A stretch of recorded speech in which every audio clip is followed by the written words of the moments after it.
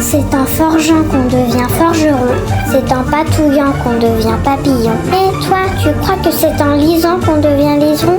C'est l'émission Et nous liserons jeunesse, maintenant sur Radio Laser. Bienvenue à toutes et à tous, c'est Sophie au micro de Radio Laser et je suis accompagnée de Audrey. Bonjour Audrey. Bonjour Sophie. Comme chaque mois, on vous retrouve pour une nouvelle émission consacrée à la littérature jeunesse. Pour commencer, je vous propose de jeter un œil aux prochaines actualités de la chouette, la médiathèque de Guiche. Tout d'abord, le maintenant traditionnel café parents qu'on organise avec l'association Vue sur Mer. Ce sera le samedi 26 avril à 15h30 et on parlera du sommeil des tout-petits. Donc un sujet fédérateur, je pense, pour les parents. Donc n'hésitez pas à nous rendre visite. L'espace est adapté aux enfants qui peuvent vous accompagner durant cette heure et demie avec nous. Donc n'hésitez pas à passer nous voir. Ensuite, une rencontre avec l'illustratrice Ève Gentilhomme qui se déroulera le mercredi 14 mai. Donc à 10h30, ce sera la séance pour les 4-6 ans. À 14h30, ce sera une séance pour les 7-9 ans. Elle proposera un atelier avec du collage, du découpage. Ça promet un beau moment plein de couleurs parce qu'elle a un univers extrêmement coloré. Donc ça devrait être très chouette. Ce sera suivi d'une dédicace en présence de la librairie Refuge. Et donc tout cet atelier sera en lien avec son album Chez moi qui est publié aux éditions Voce Verso. Et justement, en parlant des éditions Voce Verso, c'est le sujet du jour d'Audrey. Cette maison d'édition indépendante, fondée en 2015, propose des livres illustrés pour enfants de l'album au roman. Sortez votre petit carnet pour prendre des notes. Audrey va sûrement vous donner envie de découvrir leurs histoires pleines de créativité et de poésie. Oui, merci Sophie. On avait envie aujourd'hui de mettre un petit peu le projecteur sur cette maison d'édition indépendante fondée, comme tu l'as dit, en 2015 par Sophie Tranvan. Elle a été rejointe quelques années plus tard par Cécile Emeraud et toutes les deux, elles dirigent du coup cette maison d'édition nantaise. Voce Verso, voce, la voix en italien.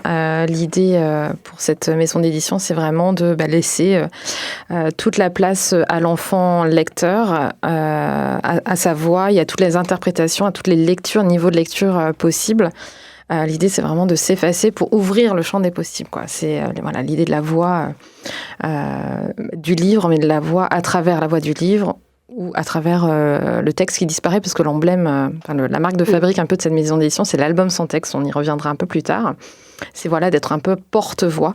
D'ailleurs, le logo de Voce Verso, c'est un petit porte-voix avec le nom de la maison d'édition. Donc, dans leur catalogue, plusieurs collections que je vais vous présenter aujourd'hui. J'ai choisi de prendre une parution par collection pour un peu vous expliquer un peu la diversité, la palette des propositions de Voce Verso. Je vais commencer par un album. Je vais vous parler de 2 thématiques pour que ce soit un peu plus facile et puis pour vous faire... vous présenter comme ça les thèmes forts, parce que c'est quand même quelque chose de très prégnant chez elle, en fait. C'est vraiment de présenter des thèmes qu'on ne trouve pas forcément très couramment en littérature jeunesse, comme la santé mentale, comme l'absence, comme l'environnement, des thèmes assez emblématiques, la perte aussi, la tristesse, la dépression. Ce sont des choses que je vais vous présenter à travers différentes propositions aujourd'hui. Donc je commence avec le thème de la tristesse, les émotions. Donc encore une fois, l'enfant complètement acteur et de sa lecture et aussi de ses sensations. Le premier album, c'est un album plus traditionnel qui mélange texte et images, qui s'appelle Doucement, doucement, qui est signé Sébastien Roagnez et Sarah Stefanini. Et c'est un très bel album, avec du beau papier comme on aime vous les présenter ici sur cette antenne. C'est l'histoire d'un enfant qui est visiblement malheureux, donc on ne connaît pas la cause comme ça de ce tourment ou de ce moment difficile. Il va juste nous expliquer ce qu'il ressent et il va trouver un espèce de réconfort dans son environnement, parce qu'au début de l'ouvrage, il se trouve au bord de la mer. Donc il va nous parler comme ça des vagues qui l'entourent, qu'il appelle poisson debout. Il nous explique qu'il essaie de rester droit, mais que même sous la pluie, rien ne lui mouille plus autant que ses larmes, qu'il pleure comme un nuage noir, etc. Donc on sent quand même une grande détresse chez cet enfant.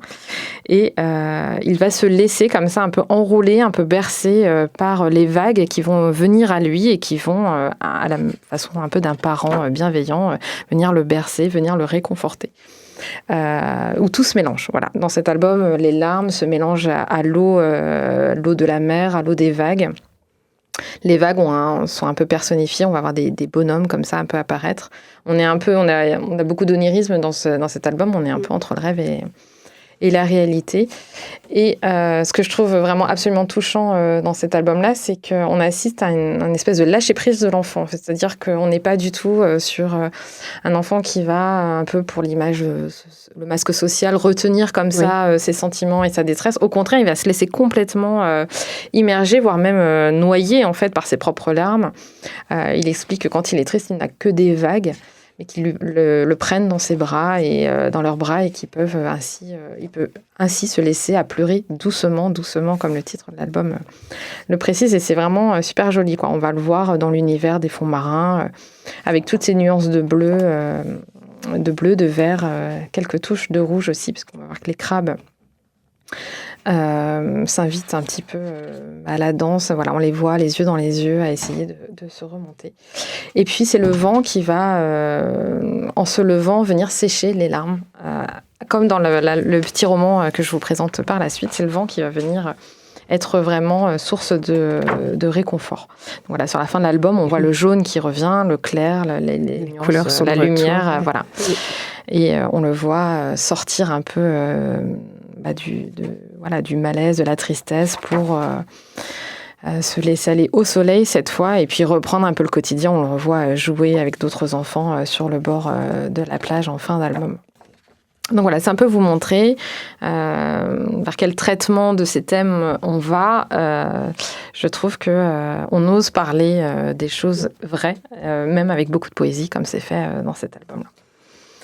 Dans le petit roman que je vais vous présenter maintenant, on rentre dans la collection Jinko, donc une collection qui date de 2018, il me semble, et qui propose des petits ouvrages, des histoires courtes pour les premiers lecteurs. Alors les lecteurs qui rentrent dans une lecture, on va dire, autonome, en début d'école primaire, autour des 6-7 ans, sont des petits carnets tout souples. Alors je dis petits carnets, non, c'est des petits ouvrages, mais ça ressemble un peu à des carnets. Ça ressemble à un carnet, effectivement, c'est tout fin. C'est tout fin, c'est tout souple. Et là, c'est pareil, on va avoir différents thèmes abordés. J'ai choisi Du vent dans la tête, c'est signé Marjolaine Nadal et Marianne Pasquet. Et effectivement, bien là aussi, on va être en présence d'un enfant triste, d'un enfant qui, un matin d'automne, se réveille et rien ne va. Il dit qu'il se sent comme une sardine trop serrée dans sa boîte, comme un pull en laine passé à la machine, comme une tomate oubliée au soleil. Il dit « ça me serre, ça me pèse, ça me rabougrine, alors vite, je me glisse dans mes baskets. J'attrape ma gourde, une pomme et je file. La montagne, elle est juste à côté. Je grimpe à toute vitesse, je cours presque. Je veux sentir le vent froid qui me brûle la gorge. Arriver tout en haut, vite, plus vite. » Effectivement, en haut de la montagne, il a l'habitude de crier parce que il évacue comme ça le trop-plein d'émotions, le torrent de larmes. Voilà, il crie dans le vent et c'est le vent qui emporte les vents qui viennent des hautes montagnes de la Terre qui emportent comme ça ces tourments. Il va beaucoup mieux, donc il peut redescendre la montagne. Il a pris cette habitude, sauf qu'il se dit qu'à un moment donné, c'est pas pratique quand même comme réconfort que de monter tout en haut de la montagne pour aller crier au vent comme ça. Et donc, il va trouver la solution de se fabriquer un sac à grand vent, un peu, un peu comme les sacs à bisous qu'on fabriquait pour les enfants. Donc, il va même nous donner le mode d'emploi. Vous pouvez vous-même vous préparer un sac à grand vent. Il est en tissu, je pense qu'on peut le faire en papier aussi. C'est envisageable. Et puis, il explique que pour le remplir, les premières fois, il l'ouvre bien grand en haut de la montagne pour que se glissent à l'intérieur tous les tourbillons et les petites bises. Il se les garde rien que pour lui. Elles peuvent servir dès qu'il y a une petite contrariété ou une plus grande tristesse. Jour de tempête et jour de calme, j'y mets du vent d'automne qui fait tomber les feuilles, du vent sec qui saisit les jours bleus d'hiver, du vent chaud des plages d'été, du vent qui gronde, qui câline, qui m'agite, qui m'habite, qui m'apaise, qui s'apaise. Voilà, donc dans le style, beaucoup de poésie, beaucoup de tendresse pour ce petit enfant aussi qui est acteur de son propre tourment. C'est ce que j'aime bien dans ces ouvrages-là que j'ai découvert tout au long de ses collections, ce sont des enfants qui sont débrouillards et qui vont pas se laisser abattre, qui ressentent comme tout le monde en fait des grandes émotions, mais qui pour autant ont des solutions. Oui, c'est ça, ça donne des clés un peu pour trouver ses propres solutions. Et puis il y a toujours un peu d'espoir et de lumière, on reste pas dans un espèce de pathos. En fait, on autorise les enfants à ressentir leurs émotions, et puis après, on les voit se débrouiller, puis agir dans le sens d'un réconfort. Donc c'est quand même top. Donc cette petite collection Jinko, il y a beaucoup d'ouvrages qui sont déjà parus. Vous avez 3 niveaux de lecture, donc ils sont symbolisés par le nombre de feuilles de Jinko en fait en couverture. Le premier niveau, c'est je commence à lire, je lis tout seul et puis je dévore les livres. Alors je trouve ça aussi intéressant. En tout cas, intelligent de pas forcément mettre la tranche d'âge parce que c'est pas facile. J'imagine que toi, dans ton métier, Sophie, en fonction de l'âge, mais surtout des enfants en fait. Ça peut être très variable d'un enfant à l'autre. Donc oui, là, ça permet de se situer par rapport à ce qu'on est habitué. Quand on lit. Des compétences de lecteur ou même sa sensibilité. C'est pas toujours facile de répondre à la question pour quel âge le proposez-vous ou pour quel âge vous le conseillez. C'est un âge où c'est pas évident d'avoir des livres sympas, de qualité, qui soient pas trop gnangnan, j'ai envie de dire. Oui. Donc c'est vrai que c'est une chouette collection du coup pour sous prétexte de la simplicité, oui. Et puis une autre façon de faire, c'est de garder l'illustré. C'est pas toujours le cas non plus. En tout cas, un bel univers graphique dans ces supports de première lecture. Ici, dans ces petits ouvrages de la collection Jinko, vous allez trouver du bicolore, en fait. Il y a une contrainte qui est posée à l'illustrateur et à l'illustratrice d'utiliser et le noir et 2 couleurs Pantone. Ici, vous avez, dans celui-ci, par exemple, un jaune un peu moutarde et un bleu indigo, un bleu un peu jean, et qui vont, en fait, être fil conducteur de l'illustration au fil des pages, en fait, tout au long de l'ouvrage. Et je trouve que ça donne encore une identité encore un peu plus forte, je trouve un peu plus marquée du point de vue de l'illustration. Un âge où on a aussi besoin encore d'être soutenu dans la lecture par l'image. D'avoir les images, ouais. Ils sont chapitrés. Alors, on n'a pas de numéro de chapitre, mais on a des pages blanches, pages vierges, qui viennent un peu soutenir aussi le rythme de lecture. C'est important dans les premières lectures autonomes, je trouve. Je passe à un deuxième thème pour vous présenter une autre collection. C'est le thème, en fait, un petit peu de l'absence du parent, en tout cas de la relation de l'enfant à son parent solo, en fait. On va avoir des événements, 2 configurations différentes dans les ouvrages que je vous présente maintenant. Je vais commencer par un deuxième ouvrage de la collection Jinko qui s'appelle « Mon papa et moi ». Signé Héloïse et Stéphanie Marchal. Donc on passe du jaune-bleu au bleu et rose. Vraiment un rose un peu bonbon et un bleu très tendre, un peu suranné, comme ça. Pour cet ouvrage-là. Donc là, c'est une petite fille qui fait la rencontre de la nouvelle amoureuse de son papa. Ses parents sont séparés. Et le moins qu'on puisse dire, c'est que ça ne va pas très bien se passer au départ. Je vous lis le début de chapitre. Papa a une nouvelle amoureuse. Au début, il disait que c'était son amie. Elle venait manger à la maison de temps en temps. Et puis un jour, il m'a avoué que ce n'était pas juste une amie, mais bien son amoureuse, comme si je n'avais pas deviné. Je déteste quand elle vient, papa n'est plus pareil. Il veut me faire manger des concombres, il veut que je me lave, il veut que je me couche de bonne heure. On dirait que tout ce qui compte, c'est de lui faire plaisir à elle. Eh bien moi, je n'aime pas lui faire plaisir. Donc vous allez comprendre au fil des pages que non, effectivement, elle n'est pas décidée, cette petite fille, à laisser facilement entrer cette jeune femme dans la vie de son papa. Évidemment, de jour en jour, à force de passer du temps ensemble, elle va apprendre à connaître cette jeune femme qui n'a pas que des défauts. D'ailleurs, elle a des foulards à paillettes, c'est déjà un bel atout. Et au cours d'une promenade, par exemple, au bord de la rivière, elle va l'inviter à prendre des galets pour les décorer, etc. Donc, elle va réussir à parler à cette petite fille, à se mettre à son niveau. Et puis, quand le papa va tomber malade, à un moment donné, elles vont s'entraider, elles vont être complices dans l'aide au papa et puis aussi le quotidien qui doit continuer. Elles vont ensemble devoir préparer le gratin au macaroni, etc. Et elle va trouver finalement du plaisir à être avec elle et à reformer une famille de 3 aussi parce que elle était bien avec son papa, juste avec son papa. Elle avait l'habitude, par exemple, de jeter dans son lit le matin, d'avoir toute la place. Puis là, c'est plus tout à fait le cas. Donc voilà, jusqu'à même créer un manque parce qu'un jour, la jeune femme n'est pas là pour une raison inconnue. Enfin, elle est pas là un samedi matin quand elle arrive et voilà, elle se rend compte qu'elle a quand même ce manque d'elle. Donc voilà, c'est une jolie histoire sur la relation qui se construit comme ça, à une étape particulière de la vie de l'enfant quand il connaît la séparation de ses parents. Je trouvais que c'était bien traité. Enfin, c'est rigolo. En fait, on sourit parce que c'est une petite fille assez espiègle quand même, mais attachante pour cette raison-là, en fait. Voilà. Et donc, dans le deuxième ouvrage que je vous présente sur le thème, là, on est dans la collection ICO, donc des romans encore illustrés, mais pour un peu plus grands. Ils sont un peu plus épais. Là, on a vraiment une tranche plus épaisse que sur la collection Ginko. Mais là encore, une couleur fil rouge. Donc là, c'est pas du rouge, mais du bleu ici. Dans cet ouvrage, beaucoup de graphisme. Alors, l'illustration, elle n'est pas accessoire. Hein. C'est pas histoire de dire... Il y a pas mal d'illustrations. Il y a beaucoup d'illustrations et on a même des doubles pages qui se succèdent, en fait, sans texte. Hein. On est vraiment...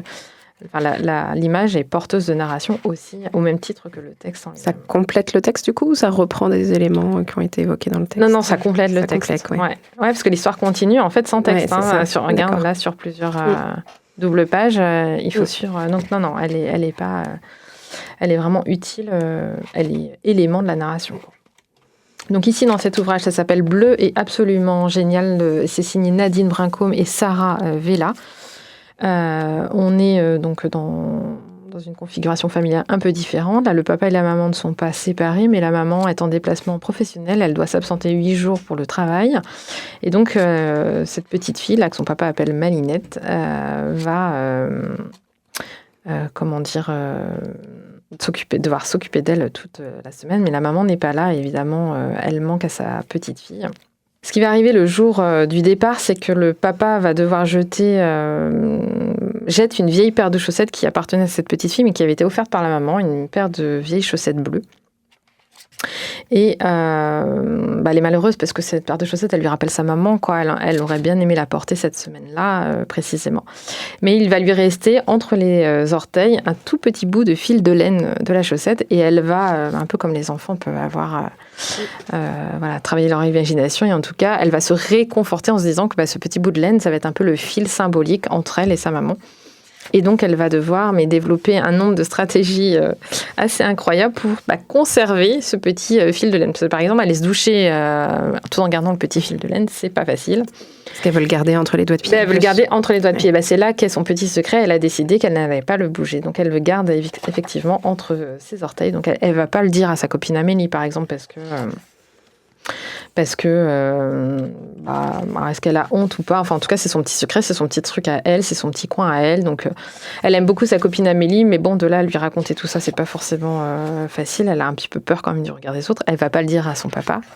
Sauf qu'elle va boiter un peu parce qu'elle veut pas qu'il se décroche ou qu'il bouge. Vraiment, il faut qu'il reste entre les deux orteils. Donc, il va la voir boiter, il va l'amener chez le médecin parce qu'il croit qu'elle a un problème. Et puis, le médecin ne doit pas voir. Enfin, je vous laisse découvrir, mais bon, ça, c'est vrai qu'on part, on part dans un délire, mais qu'on sent complètement réconfortant aussi pour cette petite fille, quoi. Pour elle, c'est quand même très, très, très, très important. Puis en parallèle, on a le papa qui va faire ce qu'il peut pour essayer de gérer, de compenser un peu l'absence de la maman. Par exemple, il fait des frites, parce que les frites, on sait que ça... C'est réconfortant. Voilà.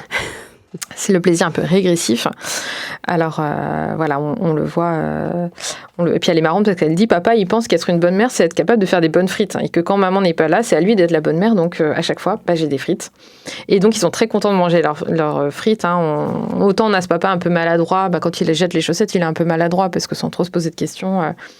il agit, autant à certains moments, il va être quand même plus attentif à sa fille. Et puis... à la détresse, en tout cas, les petites angoisses qu'elle peut ressentir sur cette semaine sans sa maman, quoi. Donc voilà, je vous laisse découvrir. Bon, elle va pas pouvoir garder, je ne spoil pas trop en disant que ça va être compliqué, mais qu'elle va trouver une façon de finir sa semaine. Et puis, le roman se termine sur le retour de la maman. Donc, tout va bien. Tout ça, même dans le texte, en fait, on a cette couleur bleue. Le petit bout de fil est bleu. Et puis, elle va recevoir des boucles d'oreilles bleues, un bonbon bleu, etc. Donc, vraiment, c'est la couleur du titre, d'ailleurs. C'est la couleur fil rouge.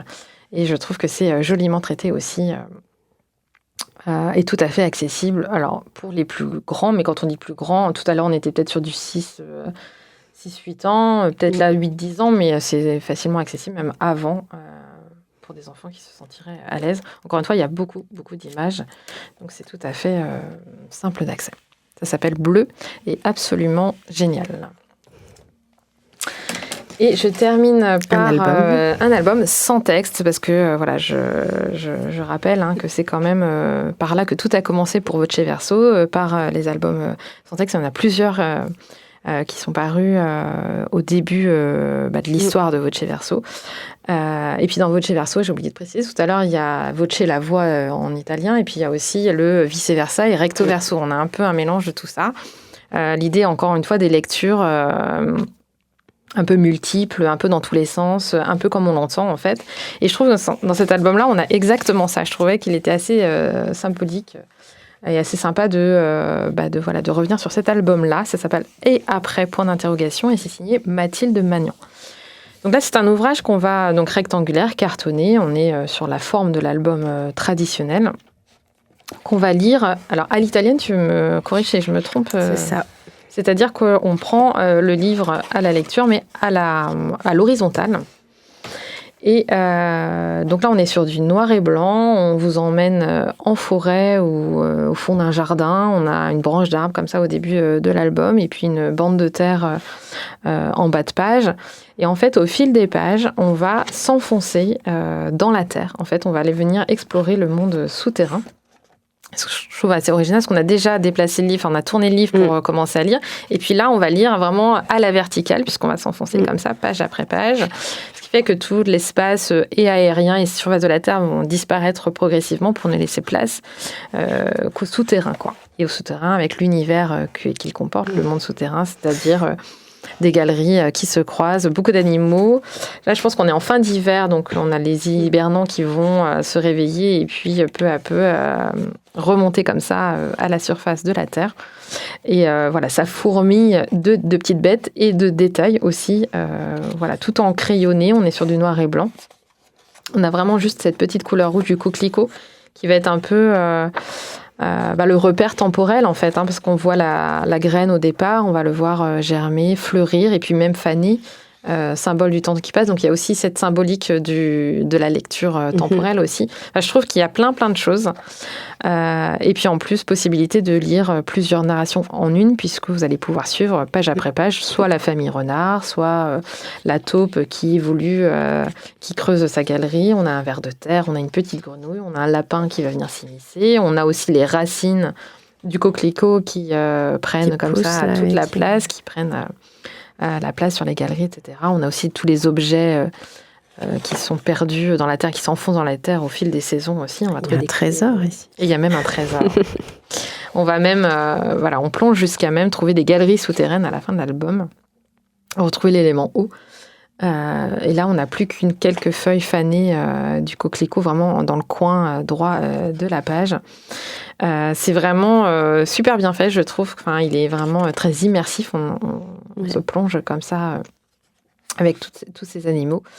On sent la nature très inspirante dans cet album. Je trouvais que c'était une belle lecture, en plus d'être assez représentative de la maison d'édition, d'être assez de saison, puisque le printemps, ça montre l'invisible, en fait, toutes ces choses qu'on ne voit pas, mais alors qu'il se passe plein de choses. Bien sûr, sous terre. Grâce à une image en coupe, en fait, on peut vraiment voir étage après étage, galerie après galerie, les animaux se croiser, s'apprivoiser. On va avoir cette petite famille là de renardeaux se réveiller, ils sont près de leur maman et puis l'un après l'autre monter à la surface de la Terre. Je trouve que cet album il est très joli et oui, il m'a rappelé un autre album de cette collection Écho.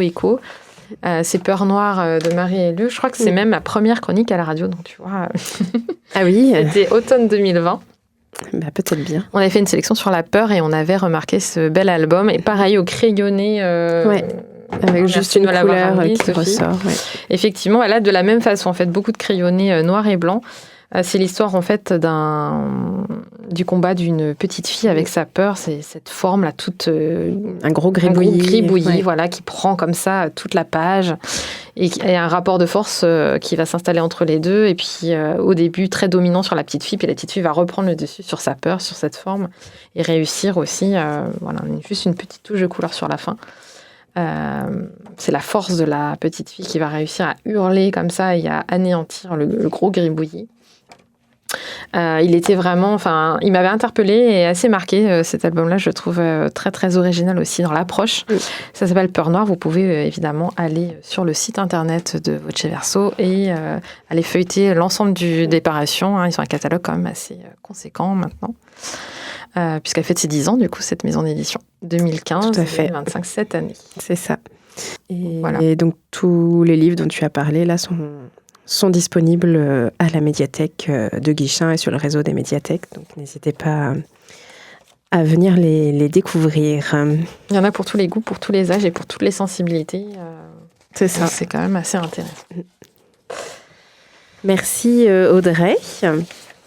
Je vais poursuivre du coup avec un petit tour des actualités de la littérature jeunesse, avec quelques événements qui se passent ici ou là en Ille-et-Vilaine.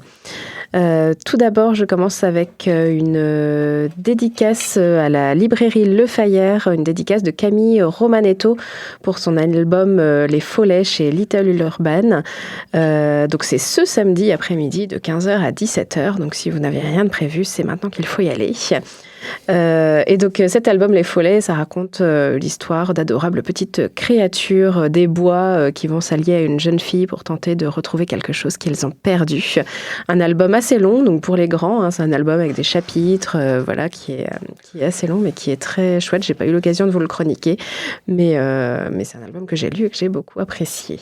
Donc c'est Les Follets chez Little Urban et donc l'autrice illustratrice est en dédicace cet après-midi à la librairie Le Fayère à Rennes. Ensuite, ça approche bientôt, c'est la fête du livre de Becherel le 19, 20, 21 avril à la Maison du Livre et dans la ville de Becherel. Donc c'est le week-end de Pâques, d'où les 3 jours, samedi, dimanche, lundi. Cette année, c'est sur le thème racines, avec une magnifique affiche où on aperçoit des racines un peu sur des pieds. Je la trouve très belle cette affiche. La programmation est principalement pour les ados et les adultes, mais il y a aussi quelques petites choses pour les enfants. Un spectacle qui s'appelle Souffle de la compagnie Charabia, donc qui se déroulera dimanche à 10h30 pour les tout petits de 6 mois à 6 ans. Il y a aussi un concert narratif adapté de l'album Perdu ma langue de Daisy Bolter chez Didier Jeunesse. Donc ça, ce sera le lundi à 11h30 à partir de 6 ans. Et enfin, une lecture dessinée donc avec le nom D'où vient la France, avec Jessie Magana et Julien Billaudot. Donc ça, ce sera le lundi à 15h30 à partir de 8 ans. Et c'est à partir justement des albums documentaires de Jessie Magana. Donc voilà pour la fête du livre de Becherel. N'hésitez pas à aller y faire un tour et à aller voir toute la programmation sur leur site internet. Et je termine avec un atelier d'illustration et une dédicace de Léna Mazilu. Vous la connaissez peut-être, elle a fait un album documentaire sur les oiseaux où on peut déplier l'album et on peut l'utiliser avec une application de réalité augmentée pour voir les petits oiseaux bouger et puis entendre et découvrir les bruits des oiseaux. Donc là, elle sort un nouveau recueil, Écoute les oiseaux des villes, avec toujours l'appli du coup pour pouvoir faire vivre le livre. Et donc elle est en dédicace à Redon et autour de Redon. Donc le mercredi 23 avril à 14h30, c'est à la médiathèque Jean-Michel Bollet de Redon. C'est à partir de 6 ans. Où elle propose un atelier et suivi de la séance de dédicace. Et pareil, le samedi 26 avril à 10h30, cette fois à la bibliothèque d'Avessac, qui est à côté de Redon. Et donc là, c'est à partir de 6 ans, toujours. Donc voilà pour les petites actualités de la littérature jeunesse dans les environs. L'émission se termine. Merci de votre écoute. Merci Audrey pour la découverte de tous ces petits romans. Merci Sophie. Comme toujours, vous pouvez retrouver le podcast sur le site de Radio Laser et toute l'équipe de Et nous liserons sur la page Instagram de l'émission. À très bientôt.